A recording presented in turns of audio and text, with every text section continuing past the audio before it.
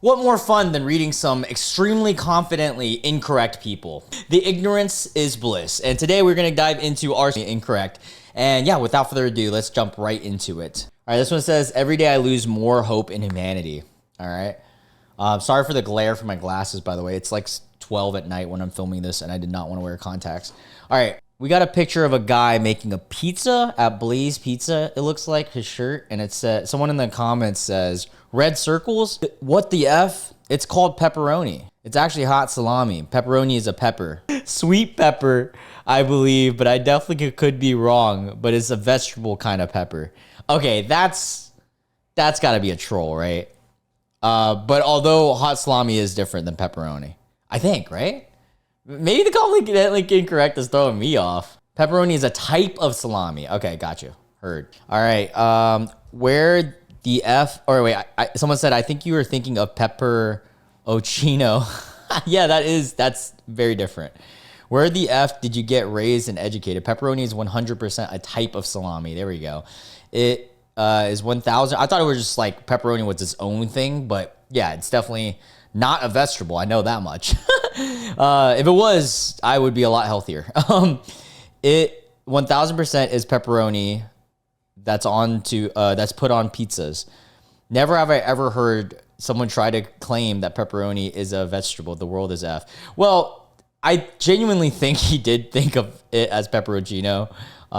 Yeah, that's silly. Imagine failing math, then calling the other person a dumb F. Okay. Someone on Threads said, okay, this is why you can't trust AI. October 11th, 1987 age.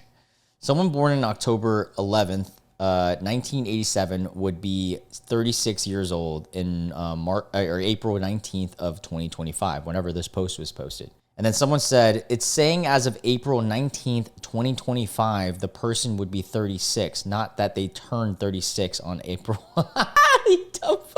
Thanks for clearing that up. I can't wait to be 36 again. I'm doing some math in my head right now. I think that is actually wrong. Well, the first one is wrong. Okay. We're making fun of the second guy because I'm doing the math and it's kind of throwing me off because it says, in my head, it says 37. Yeah, this doesn't make sense. So AI is completely wrong in this sense. And this guy is dying on the hill because they'd be 37 turning 38, I thought. Yeah, let's look at the comments though. For reference, 2025 minus 1987 is 38. Yeah, that's what I thought. This means that even not considering the factor is still wrong. The birthday yet. LLMs don't do math. They do text-based predictions, so don't trust their calculations at all. And yeah, that's a lot of times you guys tell me all the time, don't trust Google AI, and that's pure proof of it. I sometimes use it because I'm lazy, but I shouldn't be because it is not a good, credible source. Never trust the Google AIs. Confidently incorrect about tariffs, the red, and corrected, black. Okay. So someone says, tariffs are imposed on other countries, not on U.S. citizens. Then this guy says, and this one is the confidently incorrect about tariffs. So this guy says, tariffs are imposed on goods from other countries. Americans pay them because we are buying from the other countries. Another tariff. Dude, confidently incorrect has been bombarded with tariff conversation lately. And then this guy said, it's not that I want to call it placing tariffs on U.S. citizens. That's not simply what it is. A government does not tariff its own citizens. Please get your terminology straight. Yeah, that I believe from my limited knowledge, I'm not an expert, but I'm pretty sure that's right. When you tariff other countries on their products coming in. Americans have not paid $21 billion to the government. Then someone says, I'm not nitpicking. I was asking what you were talking about. Sorry to burst your bubble, but it looks like you don't know how tariffs work. The overwhelming majority of that $21 billion was paid by American companies and individuals. So yes, they were paid by Americans. No, I didn't skim the article. I read it, and I don't need your condescension to tell me what to do or how to think. I understand tariffs, period, and not because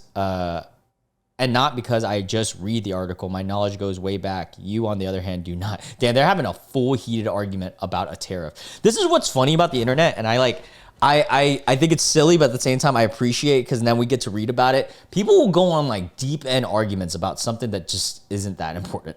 I mean, tariffs are important. Don't get me wrong, but it's like you're on a Facebook thread, bro. That's absolutely not how tariffs work. This is from the last time this is the last time I'll try to explain it. Countries, and this is apparently the corrected. Countries set tariffs on things that enter their borders. So, for instance, Trump sets a 50% tariffs on steel from China on April 2nd. John from the U.S. buys 1 million of steel from China to build a high-rise building, and it ships on April 2nd and gets to the U.S. at some point. John has to pay CBP $500K to get that steel, though, through customs. That $500K, did it say through? Yeah, through customs. That $500K is now revenue for the U.S. government out of John's pocket. If John doesn't get his steel and probably pays other fines, massive returns fees, and loses his import license. No government is flipping the bill for John. That's the revenue you're talking about. That's the incentive the U.S. thinks to produce things in the U.S.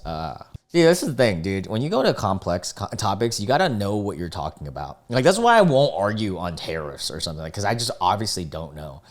Like, if it's got to be something that I'm like really, really confident on, that I'll argue to the death. Did you finally figure out how this works? Someone said. Yep. Jesus. What an argument.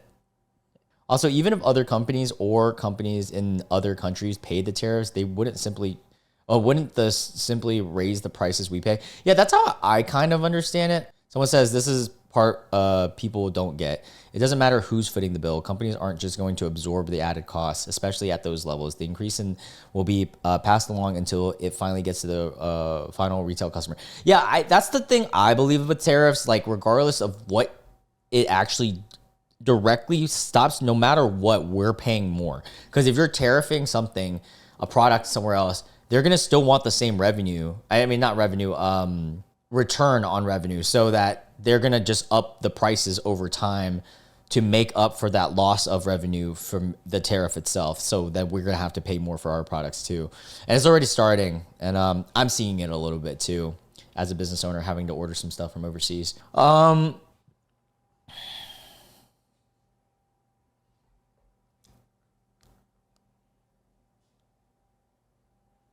We got a sports one here. It says, my favorite draft prospect of everyone who doesn't know what they're talking about. Someone tweeted, it looks like an actual legit, like, it's a Bleacher Report too. So it's like a sports blog. Todd McShay says the meeting between Dable and Shadir didn't go well. Giants were out on Shadir because he didn't have great interview with Brian Dable, or Dable, I don't know how to pronounce it, the coach of the Giants. You mean the same coach who drafted Daniel Jones? Yeah, how the fuck did that shit work out? Even he ain't there anymore, and that coach may not be either. I don't give a F who drafted him at this point. They fucked up in that situation, period. The coach was Pat Shurmur when the Giants drafted Jones. Dayball was with the Bills. My point is that they effed up with John. Okay, I understand this. The guy is arguing about the coaching situation when that wasn't even the coach that drafted Daniel Jones, even though Daniel Jones is a terrible quarterback as of right now. I mean, he could turn around. Who knows? But yeah, I love that they're dying on the hill with this. And something like this could easily just be Googled. Like, done. Pat Shurmur. That's literally, it took me 2 seconds to Google that. I mean, more than 2 seconds. I'm not that fast at typing, but yeah, these guys are so funny, especially sports, dude. People die on the hill for sports. Okay, this one's interesting.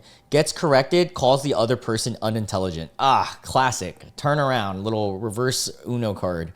The driest continent in the world is, and people voted Antarctica number 1, Africa being number 2, Oceania, and then this is continent. Yeah, okay. And then South America. And then they said, someone in the comments said, but Antarctica is made out of snow and ice, which is water, and it's surrounded by water, whereas the other continents are surrounded by the other continents. Nope. What? Hold up. Before we dive into the snow conversation, all of them are surrounded by water, right? Am I stupid? Hold up. Map of world. If I'm not mistaken, right? Let's just take a gander here. This is all water. These are all the continents. And for that reason, I mean, if you're going to have that argument, you would put the Oceania, like the Australia, aka the Oceania's the most then, right? Because they're just completely surrounded by water. That's a dumb argument. That's a silly one, but okay, let's read it. Driest means moisture and precipitation it gets. I said almost said participation. The entire continent is one big precipitation. What? It doesn't get much rain. Okay, so they're talking. Yeah, that makes sense actually. I wasn't thinking about like the other aspect of it with driest, but yeah, 100%. I knew for sure the whole surrounding continents is a dumb argument because water surrounds all of them. It doesn't get much rain and you don't get much air. What does that have to do with anything? Dry equals lack of moisture. Even ice and snow aren't completely solid and can easily be turned into water, which is also moisture. Lack of air equals lack of intelligence. And Antarctica is very dry, so I don't know what your point is. It gets 6 inches of precipitation each year is what I'm hearing, so it's very dry. And the earth is flat because it looks like that. What? Flat earth is crazy thing to throw out here. What is that called when you throw in a different one? Is it red herring? Is that what it's called? Fallacy? No, it's not a fallacy. I forgot what it's called, but he's just throwing in something random that's not really connected to the argument whatsoever. I think it is called a red herring. But let's just Google that. All right, driest continent, Antarctica. And that's not even from AI. Like, it's from, like, actual fun facts about Antarctica. Like, literally all of it says Antarctica. Dude, it's so funny. People will die on the hill. And they just, like, what happens when they Google it? Like, do they just boop, boop, boop, boop, boop, and then they're like, oh, this whole time, I'm dumb. But then they're like, nah, I can't admit I'm dumb. Yeah, and then he brings up flat earth for no reason. You call him, funny how you call him unintelligent, then refuse to learn the right terms of what that means. To begin with, all continents are surrounded by water. That was my argument. That's kind of what makes them continents from a purely geographic perspective. Now, it is true that there is a huge sheet of ice on Antarctica, but dry in the context is about how much precipitation a place gets annually. Precipitation meaning water that falls from the sky in any form. Antarctica on average gets about 50 millimeters of precipitation every year. This is because the ice absorbs most of the moisture from the ocean, which makes the air very dry and clouds don't form as easily, etc. Pair this with the lack of vegetation on the continent and you've got yourself a desert. Yeah, it's like an ice desert. That is a fun, interesting fact, though. I didn't know that about specific rain, though. Yeah, that's really fascinating. Let's see what else is confidently incorrect of things that people are saying. So many countries older than USA's. Okay. Oh, God. This is one of those USA ones. There has never been another nation ever that has existed beyond 250 years. Dude, we've seen one of these before on a confidently incorrect. People, it's crazy how people, like, just don't understand history is beyond just America. Not a single one that existed beyond 250. Are you, what about what about the nation that colonized us? Like, what? Like, colonized America as a whole. America's 250th year is 2025. The next 4 years are going to be pretty interesting considering everything that has already been said. My local pub is older than your country. Yeah, I'm pretty sure we read this exact same one. That's funny. It's always good to read it again, though, because that's just a good one. All right, this one says, it looks like some on r/California doesn't even know enough about California. So we're on r/California, and someone from Nevada County says, going from being an independent country to being ruled by corrupt East Coasters and ended up as DC's piggy bank isn't much to celebrate. What do you mean by DC's piggy bank? And then someone responds, lol, you live in Nevada. I wouldn't be talking. I'm dead. Nevada County is in California. That's funny. See, I'm a East Coaster, so I don't know too much about this. Let's see. Nevada County. Is it both? Hold up. Nevada County, California. Is it California? And the Sierra Nevada, blah, blah, blah. Okay, so it is in California. Okay, cool. I thought it was, for some reason, both. Yeah. So it's strictly in California. Got it. That is kind of confusing, though. You have Nevada right next to Nevada County. Felonies are the exact same everywhere, okay? They're saying felony as in versus misdemeanor. We're on r/mildly infuriating. Not legal versus illegal. Wait, what? Isn't a misdemeanor also illegal stuff? It's felony as in versus misdemeanor. If something is a felony, then it's a felony everywhere in the U.S. That's how felonies work. What? States can make their own laws, and absolutely there are felonies in states that are not felonies in others. Like if you think about drug possession, some states are quite harsh about it, and other states it might not even criminally depending on the substance. Each state has its own sentencing. By the way, I just want to search up so everybody is on page with the same thing.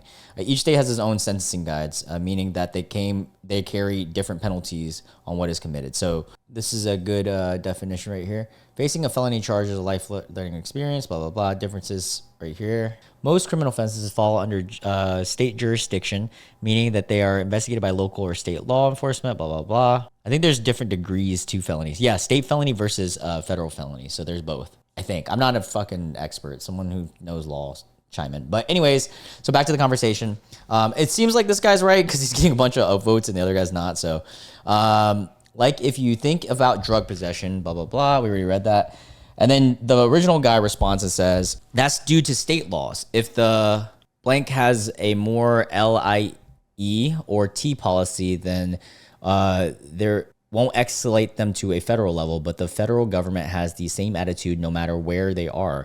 The whole point of federal laws is that they're applied equally across the states.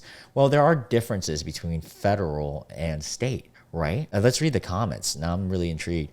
It seems like an oddly common misconception that felonies are only from federal law, or at least I've run across it a lot. If that matches your experience, any ideas why there's confusion? Boils down to people with poor comprehension, conflating felony crime as federal crime. Same letter. Yeah, it's two different things. I think you can have a federal felony or a state felony as well. Someone says war crimes didn't exist until 1929. What? Who said this? That's just so wrong. They weren't counted as war crimes because war crimes didn't exist in 1929. Dude, there was like a cajillion wars before. What? There was war crimes in ancient times. Like, what do you think those torture chambers were for? Like, what are you talking about? With an update. This is so funny. This is my favorite one so far. With an update in 1948 to add crimes against humanity, genocide, and other shit against them Germans did, the bad ones. War crimes are perpetrated by the Allies were also recognized, and some led to military trials in the other countries that perpetrated them. I'm sure you thought that this was some banger smart response, but it wasn't, bud. Like the other guy, it just shows that you have no idea what you're talking about. What are you talking about? This isn't the flex that a person thinks it is. Yeah, for real. What are you... Literally, war crimes have been a thing since, like, human existence almost, bro. What... Oh, that's funny. Let's read this. It says, sorry, but we absolutely stopped the school day and watched it by satellite. Okay. Someone reposted and said, that stupid Gen X watch the shuttle explode in school thing is going around again. And no, that's not a thing that happened. Schools did not stop the day to force students to watch a live broadcast channel that was only available via satellite. You're faking victimhood to mock people's trauma. What? First off, that's a silly thing to just argue. Why the fuck do you even care? Someone said, I don't know what they mean by stopped the school day, or our teacher just rolled out the TV cart. Same thing they did wherever it was raining at recess, whenever it was raining at recess, and tuned into the channel that was covering the launch. This is the only thing I remember watching in class because it made such a big deal of the teacher being on board. I think we watched for like 20 minutes. Explosion happens. Teacher said, nuh-uh, and popped in a tape of Reading Rainbow. Yeah, that sounds about right. So like people did go through that. I mean, that's the same thing that happened with like 9/11, right? Well, not in all schools, but like a lot of schools. I mean, I remember, I don't remember much of 9/11 when 9/11 happened. I was 4 years old. But I do remember one thing very, very vaguely. I remembered being dismissed in pre-K. That's it. That's the only thing I remember. I didn't know reasoning. I didn't know anything. I didn't talk to my parents about it. My parents didn't talk to me about that because obviously it's way too much for a 4-year-old to know. I am curious what my sister went through because she was 14 at the time. So she actually was in school, middle school or high school. So I'll have to ask her, and my cousin as well. My cousin was 9, so she would have been in elementary school. But yeah, I'm sure it was a big moment. I know a lot of people got off school because I remember like I lived up the street from my original school. So at the time, so I just would have to walk I just walked home. I remember they just like called parents in. That's the only thing I remember. And I don't know for sure if I just remember that or if my parents are telling me that. So it just became a memory, you know? That happens a lot. Oh, damn. It's already Yeah, I'm gonna have to cut this one short, guys. It's already 12:30 and I have work tomorrow morning.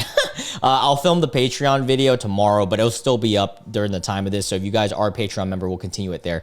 And yeah, I love you guys so much. I hope you guys have a wonderful day. Make sure you guys hit the subscribe and notification bell if you did enjoy this video, and if you aren't already, help me towards my goal of 20,000 subscribers. You want to check the Patreon out. It's gonna be the first link in the description box. We get daily exclusive content every day. And yeah, love you guys so much. I'll catch you guys in the next one. Bye.